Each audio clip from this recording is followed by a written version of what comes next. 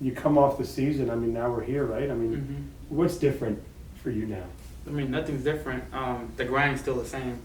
Nobody's gonna just come in and be like, "Hey, you won, good job." You know, the day after the national tournament, you know, sweet. You get the trophy, you hold it, you think about how great it was. You share it with the guys that help you win it, but 30 seconds, a minute later, it's like, okay, what am I doing next for the next one? Because that's what competitors do, and I'm a competitor, so I'm here doing the same thing that you saw me last year, grinding, trying to compete, trying to make sure I'm a better coach for my guys, trying to better myself, trying to better my coaching staff, and trying to get people on campus, because at the end of the day, you know, that's what we do those events. I want to have people to come here to live field. Do you feel like, damn, I had a goal from day one and the wheels are starting to turn now? Yeah, but, you know, like, winning is it's a cool thing. You know, everybody wants to win, but do you really take that, you know, winning and all that stuff when you pass away? You know, so I want to make sure I make memories and make sure that my guys are enjoying the process. Winning is just a byproduct of my guys buying in together. Are you watching what Grandview's doing, what SEU's doing, what Kaiser's doing, what some of these schools are doing, or do you just stay on the tracks and let them chase you? It's a funny question. You know, nobody's gonna come and take my trophy. My trophy's in my trophy case, so I don't care what the hell the other guys are doing. I'm gonna focus on what I'm doing, which is, you know, outwork my competition, out-recruit everybody, outwork, become a better coach, fuel myself with, you know, with God and positivity, and we're gonna be okay. I don't have to worry about those guys. Do you think because of what you're doing, you're gonna make them work harder, and for that, the NAI is gonna get better? Oh yeah, 100%. I mean, NAI is gonna get better just because, you know, Grandview obviously did that. You know, I was part of the first team that won it, and the growth that we've seen in the NAI since I wrestled back in 2012 is crazy. You know, we have a lot more teams and more competition, and the cool thing is, you know, I love Grandview. I came from there. You know, we did win, and you know, when it came down, you know, we won with 5 points. It's just gonna make the division better. You know, one, the coaches that are coaching NAIA, they gotta step the game up. I did it in 4 years. Like, go out there and compete and get better.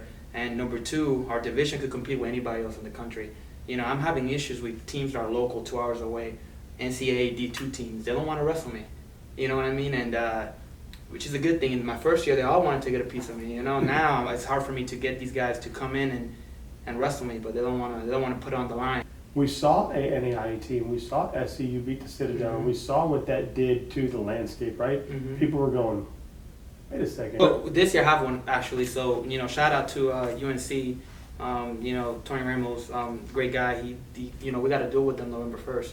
So that's going to be pretty cool. You know, he's giving small college, you know, opportunities to compete. So, you know, I wish more teams did that. Aren't you getting kids in that are the same type of athlete? The thing is, as like, far as from the division series? You know, the thing that, like, that people don't understand, that NCAA and NAI, there's, you know, after the top 20 in Division I wrestling is wrestling. Small college wrestling, we get athletes that could be D1. You know, I could have gone D1 back when I was in JUCO. I just decided I want to go NAI because they have more money and I wanted to be part of something special. And Grandview was that spot for me. So I don't get caught up in the whole division stuff.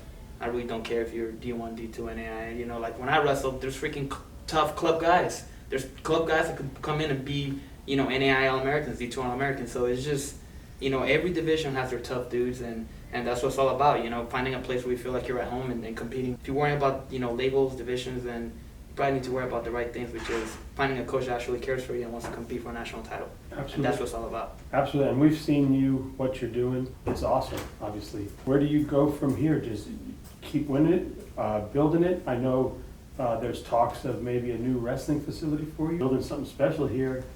Do you see them starting to finally say, you know, you belong? You know, the thing is like, I don't worry about the uncontrollables too much.